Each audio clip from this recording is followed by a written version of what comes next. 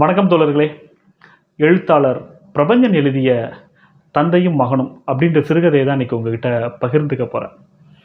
இந்த சிறுகதையை நான் படிக்கும்போதும் சரி, மறுவாசிப்பு செய்யும் போதும் சரி, என் மனசுக்குள்ளே பல அரசியல்வாதிகள் ஒருவேளை இப்படி இருந்திருப்பாங்களோ, இல்லை இந்த அரசியல்வாதியை பற்றி தான் அந்த கதையை எழுதியிருப்பாங்களோ அப்படின்னு சொல்லி மனசுக்குள்ளே ஓடிட்டே இருந்துச்சு.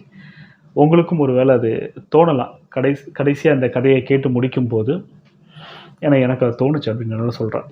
சரி, கதைக்குள்ளே போயிடலாம். இன்றைக்கி காலையில் நியூஸ் பேப்பர் படிச்சுட்டு இருக்கும்போது அதில் ரொம்ப காட்டமான ஒரு அறிக்கை ஒன்று வந்துருந்துச்சு. வேறு யாரும் இல்லை, பெருவழுதி தான் அந்த அறிக்கையை கொடுத்துருக்காரு. எதிர்கட்சியை பார்த்து கேட்டிருக்காரு. பெருவழுதியை யாரும் தெரியாதவங்க இருக்க மாட்டாங்க.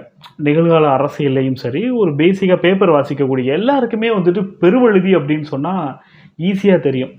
இன்றைக்கி இருக்கக்கூடிய நிகழ்கால அரசியல்வாதியில் அவர் அளவுக்கு யாரும் எதையும் செஞ்சிட முடியாது. இப்போ உதாரணத்துக்கு வெள்ளம் வந்துச்சு. வெள்ளம் வந்ததில் அவர் அளவுக்கு யாரும் இறங்கி செய்யலை வேலை.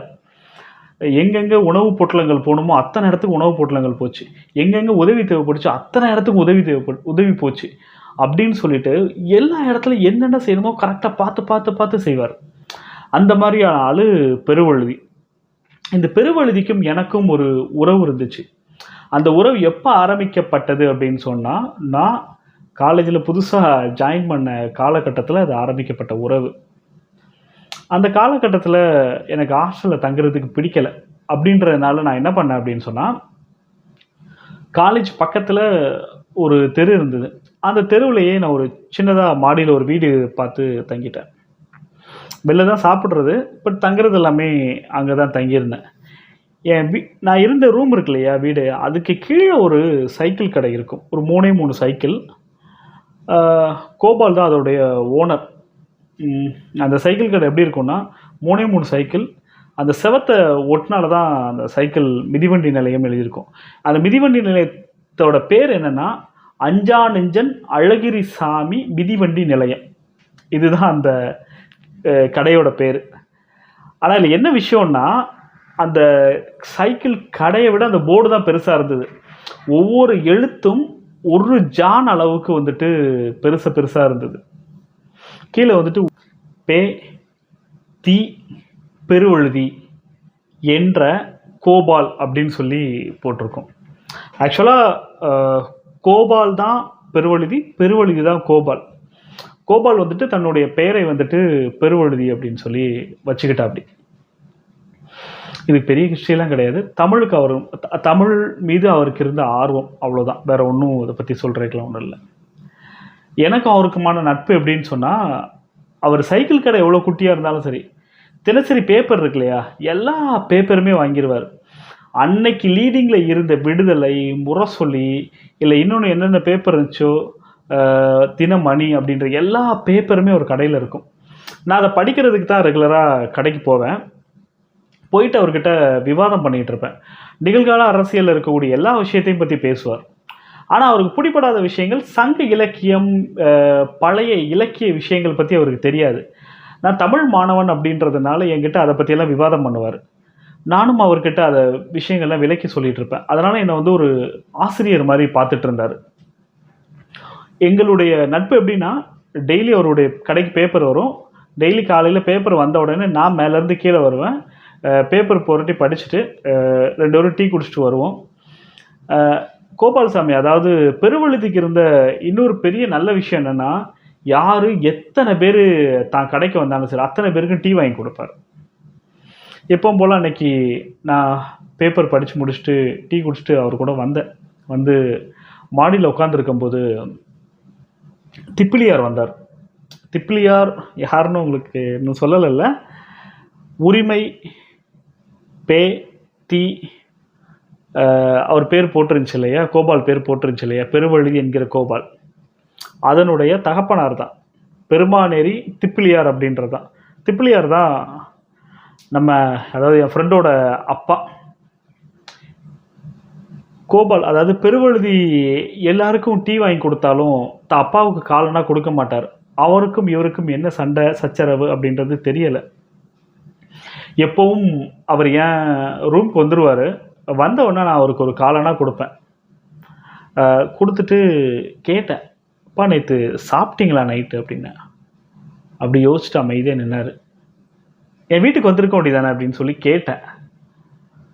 "நித்தம் உனக்கு சங்கடம் குடுக்குறது எனக்கு சரியா தெரியலப்பா" அப்படின்னாரு. "எனக்கு அது சங்கடமா தெரியலப்பா. என்கிட்ட இருக்கிறத தான் உங்ககிட்ட ஷேர் பண்ணிக்கிறேனே தவிர, அதிகமா நான் எதுவும் குடுத்துறல.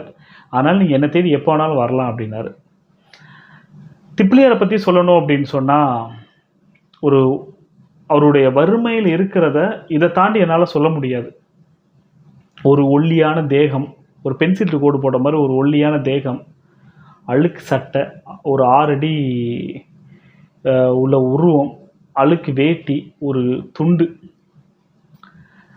ஒரு நாள் இவங்களுக்குள்ள என்ன பிரச்சனை தான் இருக்கும் அப்படின்னு சொல்லிட்டு, நான் திப்லியார் கூட பேசிட்டு இருந்தேன், கடையில வச்சு. அப்ப திப்லியார் என்கிட்ட சொன்ன வார்த்தை என்ன தெரியுமா? "தம்பி, எனக்கும் என் மகனுக்கும் உண்டான உறவு சிக்கல் என்பது ரொம்ப நாளா போய்க்கிட்டு இருக்கு. அது யாராலையும் பேசி தீர்த்து வைக்க முடியாதது. நீங்க பேசி தீர்த்து வைக்க நினைச்சிட்டு, உங்களுக்கு இருக்கக்கூடிய நட்பு இருக்கு இல்லையா? அதாவது எனக்கும் பெருவழுதிக்கு இருக்கக்கூடிய நட்பு இருக்கு இல்லையா? அது கெட்டு போகக்கூடாதுன்னு" சொல்லி சொன்னாரு. இல்ல கெட்டு போறதுக்கு என்ன இருக்கு? அப்பா, பையன் ஏதோ ஒரு விதத்துல சங்கடப்படுறாங்க. சேர்த்து வைக்கிறது தப்பு கிடையாதே! அப்படின்னு தான் என் மனசு தோணுச்சு. அப்போ ஒரு வார்த்தை சொன்னாரு. "நீங்க எனக்கும் அவருக்குமான உறவ வந்து முடிச்சு போடலான்னு நினைக்கிறீங்க. ஆனா, ஒரு முடிச்சு மேல இன்னொரு முடிச்சு போட்டுக்கிட்டே போயி, அது பெரும் சிக்கலை தான் ஏற்படுத்துமே ஒழிய, வேற எதையும் ஏற்படுத்தாது" அப்படின்னு. "இல்லையா, எனக்கு ஒரு விஷயம் புரியல. அப்பா புள்ளைக்கு செய்றது வந்துட்டு கடமையா இருக்கும்போது, புள்ள அப்பாவுக்கு செய்றது கடமை கிடையாதா?" அப்படின்னேன். "இல்லப்பா அப்படிலாம் கிடையாது" அப்படின்னாரு. "எப்படி?" அப்படின்னு. தான் அதாவது அப்பாவா இருந்து தான் புள்ளைய பார்க்க வேண்டியது தன்னுடைய கடமை. இன்னும் குறிப்பா சொல்லணும்னா, ஒரு தென்னை மரத்த வச்சுட்டு, அதுக்கு தண்ணி ஊத்துறது வந்துட்டு, அந்த குருத்து வாடாம இருக்கிறது. நாளைக்கு அது இளநீ குடுக்கல அப்படின்றது 2வது பட்சம். முதல்ல தண்ணி ஊத்துனா குருத்து வாடக்கூடாது. குருத்து வாடாம இருந்தா தான் அங்க மனுஷன் இருக்கான்னு அர்த்தம். நான் மனுஷனா இருந்து என் புள்ளைய வளர்த்துட்டேன். என் கடமைய நிறைவேத்திருக்கேன். அவன் உணர்ச்சியால என்ன திருப்பி கவனிச்சுக்கணும். ஆனா எல்லா புள்ளைகளுக்கும் திரும்ப உணர்ச்சி இருக்கணும்னு எந்த அவசியமும் கிடையாது" அப்படின்னாரு. எனக்கு அதுக்கு மேல திப்லியார்கிட்ட எதுவும் பேச முடியல. நான் அந்த பேச்சு வழக்க அதோட முடிச்சுட்டு கிளம்பிட்டேன். அடுத்தது வந்துட்டு, நான் அவர் பையன் கோபால், அதாவது பெருவழுதி கிட்ட பேசணும்னு ஆசைப்பட்டேன். ராமையர் ஹோட்டல் கிட்ட போய் ஒரு பூரி செட்டு, என்னென்ன காலைல சாப்பிடணுமோ அத்தனையும் ஆர்டர் பண்ணிட்டு, பிச்சு சாப்பிட்டுட்டே பேசிட்டு இருந்தேன் அவர்கிட்ட. பேசும்போது பெருவழுதி என்கிட்ட சொன்ன விஷயம், "நண்பரே, இதுக்கப்புறம் இத பத்தி பேச வேணாம்னு நெனைக்கிறேன். இதுக்கப்புறம் இத பத்தி பேசினா, உங்களுக்கு எனக்குமான அந்யோன்யம் கெட்டு போயிரும் அப்படின்றத நான் முழுசா நம்புறேன். அதனால இந்த விஷயத்த இனிமே பெருசுப்படுத்தாதீங்கன்னு" சொன்னாரு. எனக்கு வேற வழி இல்ல. அவங்க அப்பா சொன்னது ஞாபகம் வந்துச்சு. ஒரு முடிச்சுக்கு மேல இன்னொரு முடிச்சைய போட்டு, நான் அத சிக்கலாக்கிட்டனோ அப்படின்னு தான் தோணுச்சு. அதனால எங்க 2 பேருக்கு இருக்கக்கூடிய நட்பு கெட்டு போயிறக்கூடாது அப்படின்றதுக்காக, நான் அதுக்கப்புறம் எதுவும் பேசல. அதுக்காக திப்லியார் என் வீட்டுக்கு டெய்லி வருவார். நானும் அந்த காலனா குடுக்குறதுக்கு யோசிச்சதும் கிடையாது, நிப்பாட்டுனதும் கிடையாது. இப்ப நான் படிச்சு முடிச்சுட்டு வேற இடத்துக்கு போயிட்டேன். ஆனாலும் அவரு அதாவது பெருவழுதி வந்துட்டு எனக்கு கடிதம் எழுதுறதையும், என்கிட்ட தொடர்புல இருக்கிறதையும் நிப்பாட்டிக்கிறதே இல்ல.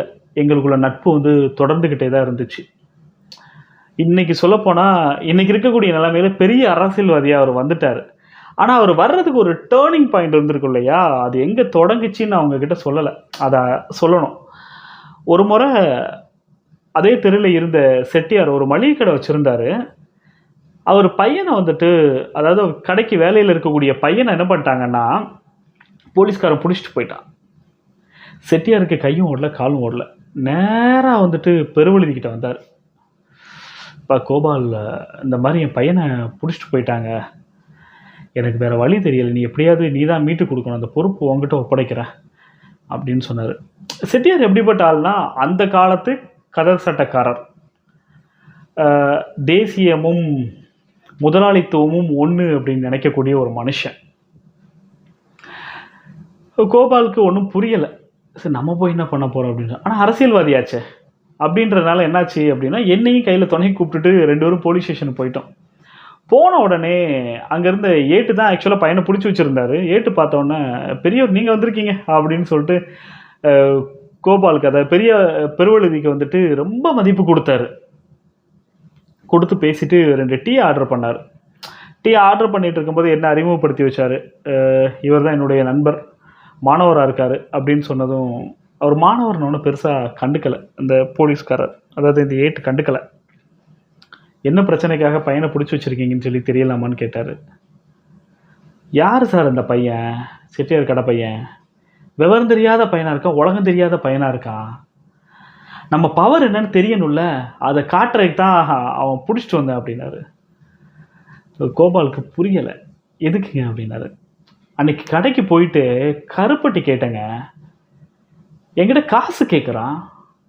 நான் எவ்வளோ பவரான ஆள் உங்களுக்கு தெரியுது, நான் எவ்வளோ பவரான ஆள். என்கிட்ட போய் காசு கேட்குறான். காசு கேட்டு வாங்குற நிலைமையிலையா போலீஸ்காரர் இருக்கா? காசு இன்னைக்கு வரும், நாளைக்கு போகுங்க. என்கிட்ட காசு கேட்கலாமா அவன்? அதெல்லாம் நைட் ஷோ போயிட்டு வந்தா சந்தேகத்தில் பிடிச்சி வச்சுட்டேன். நீங்கள் வந்துட்டீங்கள்ல, 2 நல்ல வார்த்தை சொல்லி அனுப்பிச்சிங்க, யாருக்கிட்ட எப்படி பக்குவமாக நடந்துக்கணும்னு சொல்லிட்டு. நான் அப்புறம் பார்த்துக்கிறேன் அப்படின்னு. ஒன்றும் நினைக்க வேண்டாம், நான் பார்த்துக்கிறேன், நான் பையனுக்கு எல்லா புத்திமதியும் நான் சொல்கிறேன் அப்படின்னு சொல்லிட்டு பெருவழுதி அந்த ஏட்டு கையில் ஒரு 10 ரூபாயை கொடுத்தாரு. கொடுத்த உடனே, இதெல்லாம் வேணாங்க, இன்றைக்கி நீங்கள் கட்சியில் பிரபலமான ஆளாக இருக்கீங்க, எல்லா மீட்டிங்லேயும் நீங்கள் தான் பேசுகிறீங்க, உங்கள் மைக்கை எப்படி எடுத்து வச்சாலே நீங்கள் தான், அதாவது கூட்டம் கலைஞ்சு போகாமல் இருக்கக்கூடிய எல்லா இடத்துலையும் உங்களை பேச விடுதாங்க. நாளைக்கு நீங்கள் எம்எல்ஏ ஆகலாம், மினிஸ்டர் ஆகலாம், உங்கள் தயவு இங்கே தேவையில்லையா? காசெல்லாம் இருக்குது அப்படின்னோடனே, பரவாயில்ல செலவுக்காகட்டும் வச்சுக்குங்க அப்படின்னு சொல்லி கையில் கொடுத்து விட்டாரு. கொடுத்து விட்ட உடனே பையனும் ரிலீஸ் ஆகிட்டான். செட்டியார் விறுவிறுன்னு ஓடியாந்தார் கடைக்கு. வந்துட்டு, எனக்கு தெரியும் கோபால் கையில் ஒரு விஷயத்த கொடுத்துட்டா ஜெயன் தானே, எனக்கு தெரியும் அப்படின்னாரு. ஆனால் எனக்கு புரியலை, இது ஒரு சாதாரண கேஸு, இதுக்கு செட்டியாரே போயிருக்கலாம், செட்டியார் போயிருந்தாலே ஈஸியாக விட்டுருப்பாங்க. ஆனால் செட்டியாரோட கொள்கை தடுத்துச்சு. என்ன கொள்கைன்னா, செட்டியார் வந்துட்டு போலீஸ் ஸ்டேஷனை மிதிக்கிறத வந்துட்டு பச்சையாக சொல்லணும்னா அது தேவடியத்தனம் அப்படின்னு சொல்லிட்டு அவர் நினச்சிக்கிட்டு இருந்தார் மனசில். அதனால் அவர் போகலை. இந்த இடத்துல என்னாச்சு அப்படின்னு சொன்னால், செட்டியார் ஒரு 100 ரூபாய் எடுத்து கோபால் பையில் சொருகி விட்டார். சொருகி விட்டு, வச்சுக்கிங்க, நீங்கள் ஏதோ பார்த்துருப்பீங்க, அதெல்லாம் ஆச்சு அப்படின்னு சொன்னோன்னே இவர் மறுக்கலை, கோபால் மறுக்கலாம் இல்லை, பையில் கட்டியாக வச்சுக்கிட்டார். கோபால் அந்த இடத்துல பெருவழுதியாக மாறுறாரு. 10 ரூபாயை முதலீடாக போட்டு 100 ரூபாய் சம்பாதிக்கக்கூடிய ஒரு மனுஷனை உருவெடுத்துட்டார்.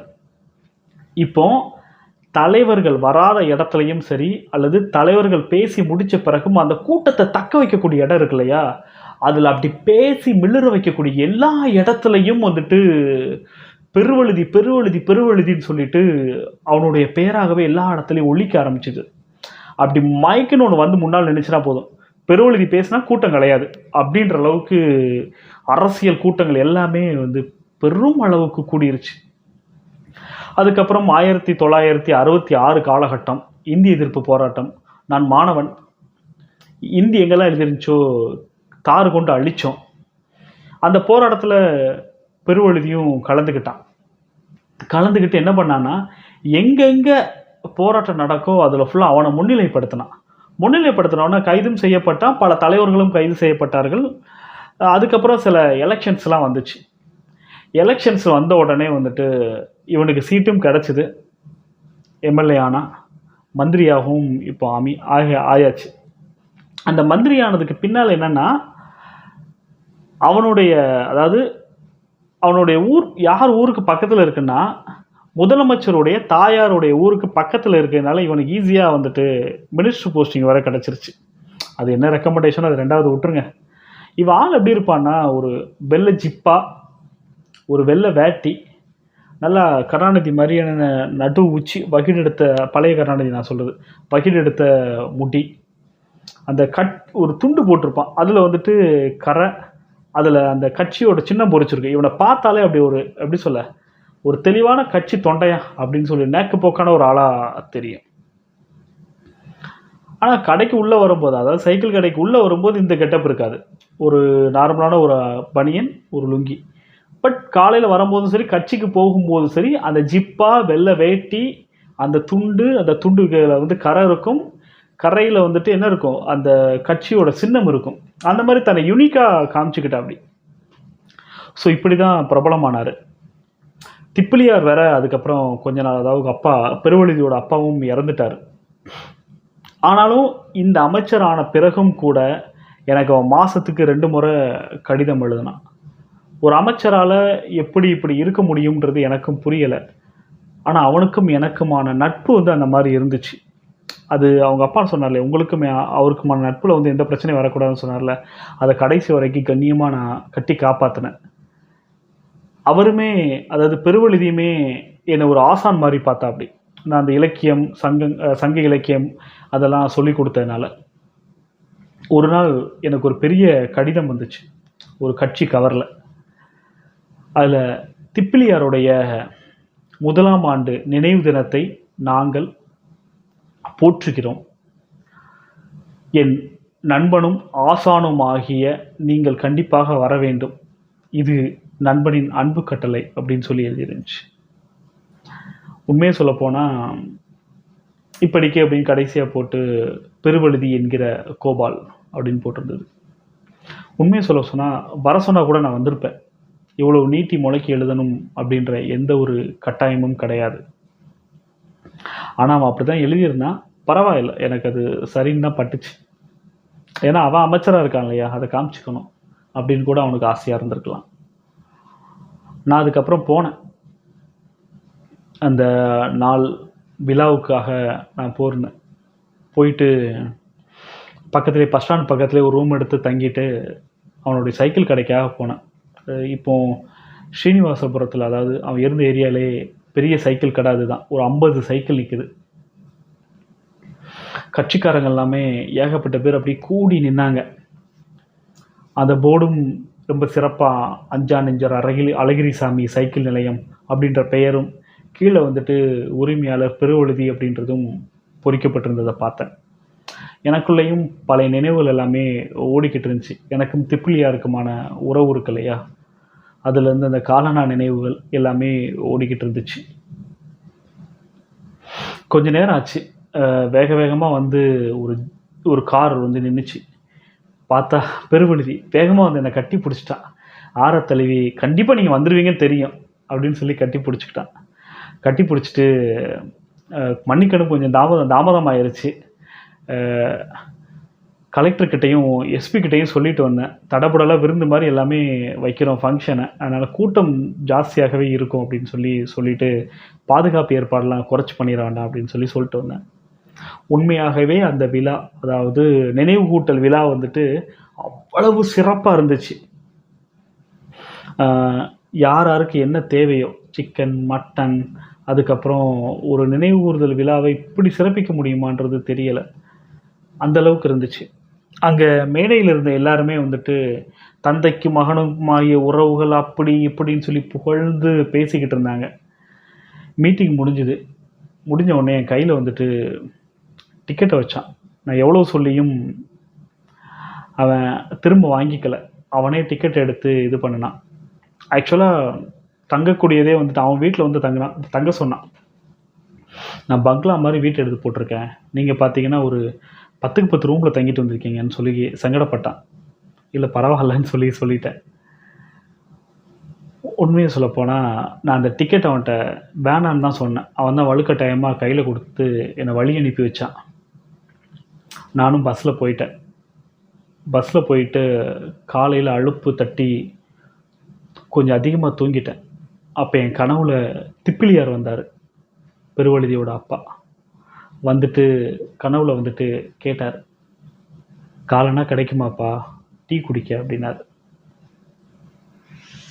நான் சிரித்தேன், அப்படி எந்திரிச்சிட்டு சிரித்தேன்.